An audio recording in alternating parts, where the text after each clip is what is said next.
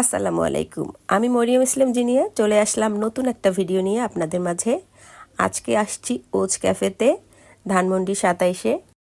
আজকের পর্বে আমি ওজ ক্যাফেটা সুন্দর করে এটা কেমন দেখানোর চেষ্টা করব। আমার কাছে খুবই ভালো লেগেছে, প্রাকৃতিক ছোঁয়া লেগে আছে মনে হচ্ছে, কৃত্রিম কিন্তু অনেক সুন্দর।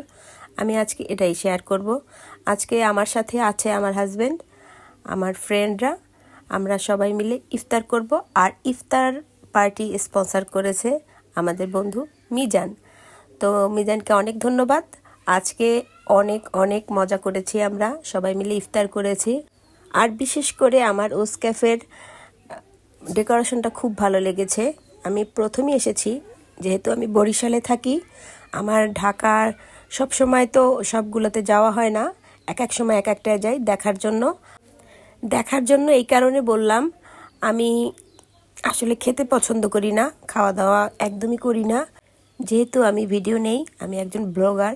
এই কারণে আমি আর কি যাই সবার সাথে কোম্পানি দেওয়ার জন্য। তবে যারা খেতে ভালোবাসে আমি তাদের উৎসাহ দিই যাওয়ার জন্য, কারণ এই সুবাদে আমার একটু ভিডিও নেওয়া হয়ে যাবে। আমি পরের অংশে দেখাবো আমরা ইফতার করেছি ওইটা। আজকে শুধু রেস্টুরেন্টের ভেতর বাহিরে কি আছে দেখাই দিলাম। যদিও আমি ভেতরে আর একটা কক্ষ ছিল, ওখানের ভিডিও নিতে ভুলেই গেছিলাম, একটু চাপা ছিল, ওখানে এসি দেয়া আছে। আমার বাইরেটাই ভালো লেগেছে।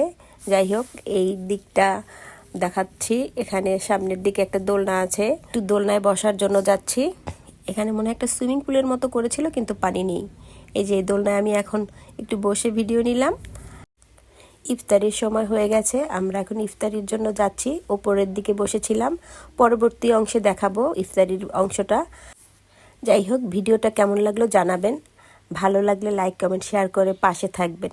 দেখা হচ্ছে নতুন ভিডিওর সাথে। ততক্ষণ পর্যন্ত সবাই ভালো থাকবেন। আল্লাহ হাফেজ।